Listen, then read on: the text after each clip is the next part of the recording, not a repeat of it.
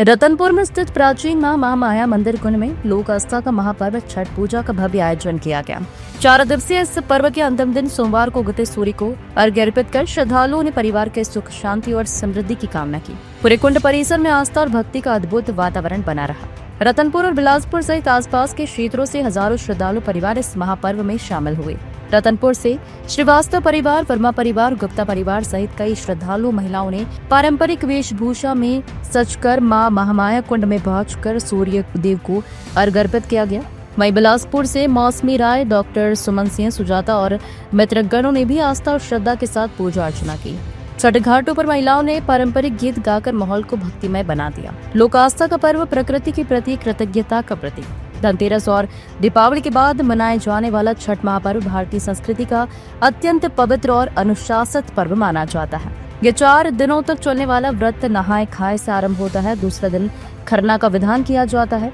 तीसरे दिन शाम को अस्ताचलगामी सूर्य को अर्घ्य अर्पित किया जाता है, जबकि चौथे दिन उगते सूर्य को अर्घ्य देने के साथ पर्व का समापन होता है। सजावट और सुरक्षा व्यवस्था आकर्षण का केंद्र रही। मां महामाया मंदिर कुंड परिसर को रंगीन रोशनी और फूलों से सजाया गया था। नगरपालिका और स्थानीय प्रशासन की ओर से सुरक्षा एवं स्वच्छता के लिए विशेष इंतजाम किए गए। पुलिस बल की तैनाती के साथ स्वयंसेवक लगातार श्रद्धालुओं की सहायता में लगे रहे। भक्ति संगीत और लोक गीतों से गूंजा वातावरण। पूरा क्षेत्र में छठ मैया के गीत और लोक धुनों की गूंज ने वातावरण को आध्यात्मिक बना दिया। घाट पर दीपों की रोशनी और जल में सूर्य की प्रतिबिंबित किरणों ने दृश्य को मनमोहक बना दिया। श्रद्धालुओं ने उपवास और कठिन नियमों का पालन करते हुए सूर्योपासना कर अपने जीवन में शांति, स्वास्थ्य और समृद्धि की कामना की। सूर्य छठ व्रत 4 दिन का होता है, जिसमें नहाए खाए से स्टार्ट होता है। नहाए खाए, फिर दूसरे दिन खरना, तीसरे दिन पहला अर्घ और चौथे दिन दूसरा अर्घ होता है। नहाए खाए में लौकी चावल खाया जाता है, लौकी की सब्जी और चावल खाया जाता है। खरना में दिन भर उपवास रहकर निर्जला रात को आम की लकड़ी से मिट्टी के चूल्हे पर खीर और रोटी बनाकर खाया जाता है। और पहला आज सूर्य को अर्घ्य दिया जाता है। इसका क्या महत्व है? इसका बहुत बड़ा महत्व है। ये सारी दुनिया डूबते हुए सूरज को अर्घ्य देती है। यही एक व्रत है जिसमें डूबते हुए सूरज को अर्घ्य दिया जाता है, जो अपने सभी मनोकामनाओं को पूर्ण करती है ना। और बच्चों के लिए, पति के लिए, घर परिवार के लिए ये व्रत किया जाता है। ये प्रकृति का एक ऐसा वो है कि सब पूरी सृष्टि उगता हुआ सूरज को अर्घ्य देता है। एक यही व्रत है जिसमें सभी बिहारी जो छठ व्रत करते हैं वो डूबते हुए सूरज को अर्घ्य देते हैं और साथ में उगते हुए भी सूरज को अर्घ्य देते हैं।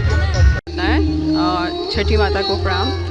और ये 4 दिनों से स्टार्ट रहता है और आज जो है ये डूबते हुए सूर्य को मतलब जल देकर प्रार्थना करके ये होता है। फिर दूसरे दिन जो है निकलते हुए सूर्यदेव को, उगते हुए सूर्यदेव को प्रणाम करते हैं। आपको इस व्रत का पालन करते कितने वर्ष हो गए?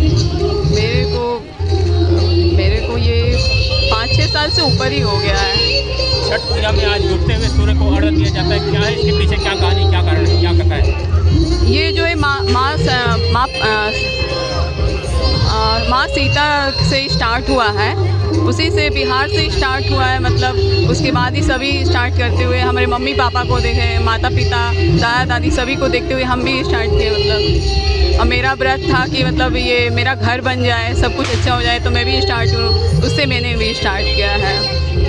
जैसे कोई भी मनोकामना हो आपका, तो ये जैसे आप ऐसा जरूरी नहीं कि व्रत करके ही कर सकते हैं। आप प्रार्थना भी कर सकते हैं, कुछ भी फल या पानी में खड़ा होकर भी प्रार्थना करेंगे तो बहुत जल्दी प्रार्थना सुनती है माता, छठ माता। ये है। रतनपुर से ताहिर अली की रिपोर्ट।